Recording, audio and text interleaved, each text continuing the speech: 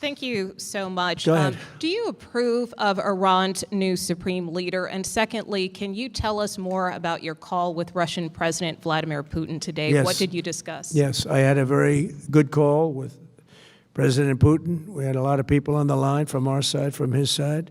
We were talking about Ukraine, which is just a never-ending fight. And look, there's tremendous hatred between President Putin and President Zelensky. They can't seem to get it together. But I think it was a positive call on that subject. And we obviously talked then about the Middle East. And he wants to be helpful. I said, you could be more helpful by getting the Ukraine-Russia war over with. That would be more helpful. But we had a very good talk, and he wants to be very constructive. Yeah, please. Yeah, please. Thank you, Mr. President. On Iran, you called it an excursion. You said it would be over soon. Are you thinking this week it will be over? No, Are you talking but soon. about days? I think soon. Okay, and with respect Very to... soon. Look, everything they have is gone, including their leadership. In fact, there are two levels of leadership, and even actually, as it turns out, more than that. But two levels of leadership are gone.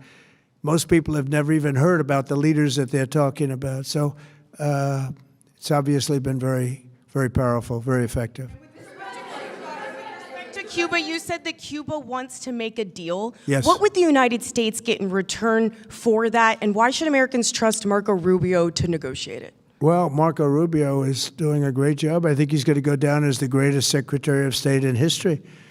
Look at what we've done as a presidency. Look at what we've done as an administration.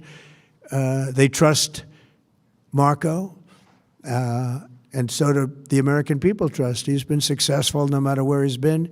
He also speaks the language, which is always nice and always helpful.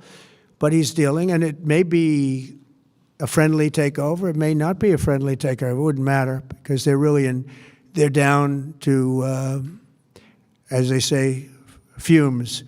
They have no energy. They have no money.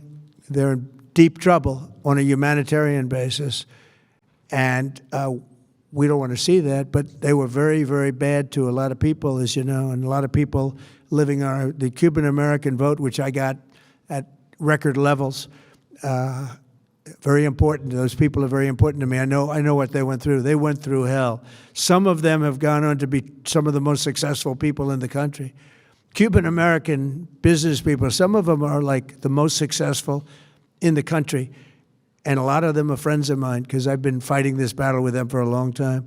The Castro regime was brutal, but they lived off Venezuela. Now they don't live off Venezuela. Venezuela sends them no energy, no fuel, no oil, no money, no nothing. They lived without Venezuela. They couldn't have made it. And we cut them off from everything else. So, yeah, they're going to make either a deal or we'll do it just as easy anyway. Yeah. Please, go ahead.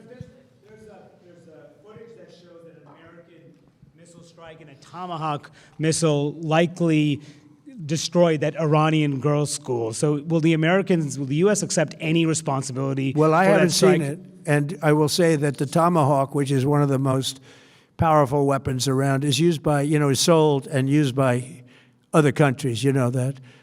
And whether it's Iran, who also has some Tomahawks, I wish they had more, but whether it's Iran or somebody else, the fact that a Tomahawk is very generic. It's sold to other countries, but that's being investigated right now. Yeah, please. Thank you. Mr. President, you've said the war is, quote, very complete, but your defense secretary says this is just the beginning. So which is it, and how long should Americans be prepared Well, I think for you could this war say to it last both. for? It's the beginning of building a new country, but they have no Navy, they have no Air Force, they have no anti-aircraft equipment. It's all been blown up. They have no radar, they have no telecommunications, and they have no leadership. It's all gone. So, you could look at that statement. We could call it a tremendous success right now as we leave here. I could call it, or we could go further, and we're going to go further. But the big risk on that war has been over for 3 days. We wiped them out in the first 2 days. When you think about it, It's incredible. We wiped out a big Navy, very powerful Navy. You know, these were ships, these were serious ships. These were ships that you buy when you want to win battles. They're all on the bottom floor. The sailors are all running off their ships. They refuse to get on the ships. The Air Force is gone. Everything's gone. The missiles are down to a trickle. The drones are down to probably 25%, and they'll soon be down to nothing. We'll have where they manufacture the drones are under fire as we speak. They're being hit. So the rest is going to be a determination as to my attitude, along with the people in the Trump administration, what we want to do. Thank you.